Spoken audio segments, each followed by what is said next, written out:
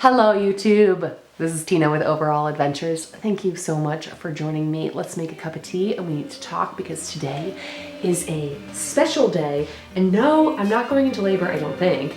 But it's special because the couch of my dreams is arriving and I want to talk to you about this couch. It's pretty awesome. Okay, so let's make tea first. I don't know what that is. Oh, that's a coffee pot. Okay, we got this. We got this. So, we are doing, voila, we are doing today red raspberry leaf tea, which is great for third trimester pregnant ladies. So let's do it. You're still moving, or unpacking, so don't judge me, okay? This is like my messy closet of doom, where it's just like a lot of papers and stuff, but also journals and mementos. So, let's go back. It's right here. It's right here. Oh yes. This is my high school box. A very important item that I want to show you all. So we're here. We've got tea. I've got something to show you, and I've got a story to tell you. So sit back, relax. Oh, it's so good. My dream couch is arriving today. But in order for you to understand and like appreciate the true value of what this dream couch is, I need to take you back and talk to you about my original love affair with, drumroll, denim. I discovered when I was, I think, probably in 10th grade, maybe end of ninth grade, I found my jeans. I found my pair of jeans.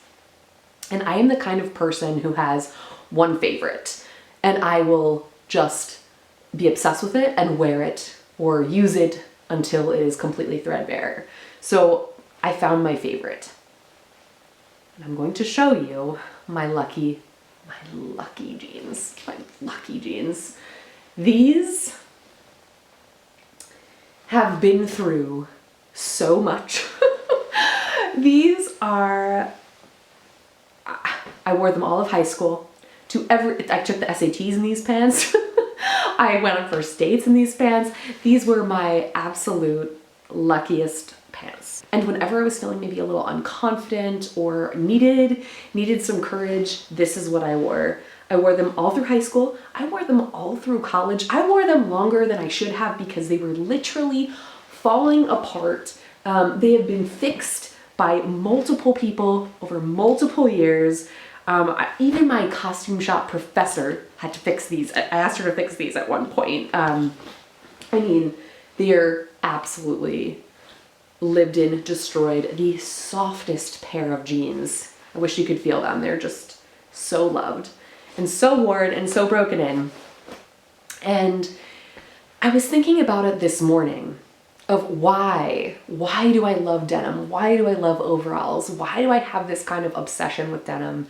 And you know what the real answer is? And it might sound cheesy because I'm a journaler, but it's true. Denim tells stories. It does. It just does. Every rip, every tear. The more you love up on denim, the more it loves you back. It like softens, it ages with you, it changes with you. And this pair, in many ways, started overall adventures because from here, once I couldn't wear these anymore, I really transitioned into wearing overalls, and then I started wearing overalls nonstop. And my favorite pair of overalls, which kind of became my lucky overalls, no longer fits, unfortunately, but we'll get back into that one day after baby comes. But it kind of just developed into this thing that like I just was always wearing overalls because to me they represent stories and denim represents telling stories. So I'm in college. I don't think about furniture in high school or college. I'm not thinking about couches. Okay. I'm doing my thing. I'm wearing my lucky jeans, but I'm in college and my aunt, who I adore and who is, who's always been a part of my life, she falls madly in love. And she calls me up and she's like, you need to come down and meet this guy. I'm in love with him and I want your, I want your kind of thoughts on him. And I'm like, okay, like I want to go meet this guy. So eventually, I make my way down to where she is, meet him. And I remember being in his house and going into his back, like, man room.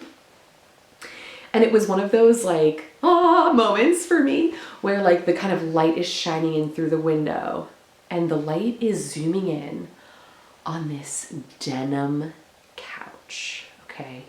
This beautiful, worn denim couch. And immediately I'm like, that. I love that. What is that? I'd never seen a denim couch before. I didn't think about denim couches. I didn't know anything about a denim couch. I'm in college, like, well, whatever. Okay. I zone in on that and I start to talk to him and I'm like, tell me about this couch. And he, come to find, like me, has like a love for denim and but specifically for what he calls Big Blue. His couch had a name, Big Blue, okay? And this couch was like a presence. It was worn by the sun, so it had like sun stains on it. His body imprint, and maybe some people might find this gross, but I think this is so cool. His body was like imprinted in the denim. Like you could see, just like in a pair of jeans, like where his weight was kind of like distributed across the couch because of like the denim was so worn in certain areas and not as much in others. And I just thought like this couch tells the story of his past few years of his journey with this couch. He loved this couch. It was like his nap couch. I immediately approved of this guy. I was like, yes, Auntie, like you got it. He's great. So here we are years later. I haven't like actively thought about this denim couch. It's just something that's like, I remember that from college. Years and years go by. I guess over 10 years now go by. And here we are. Luke and I have this beautiful opportunity to get this home.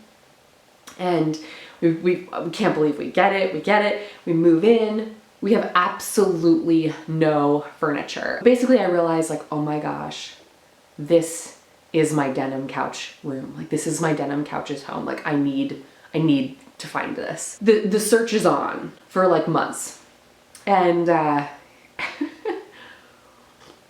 everybody's sending me stuff, but the real thing was that basically furniture stores aren't really making denim couches anymore. Not like they were in the 90s. So Pottery Barn makes a denim couch, but it's like more for kids.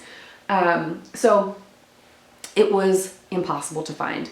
We go on this like, we end up driving quite a bit.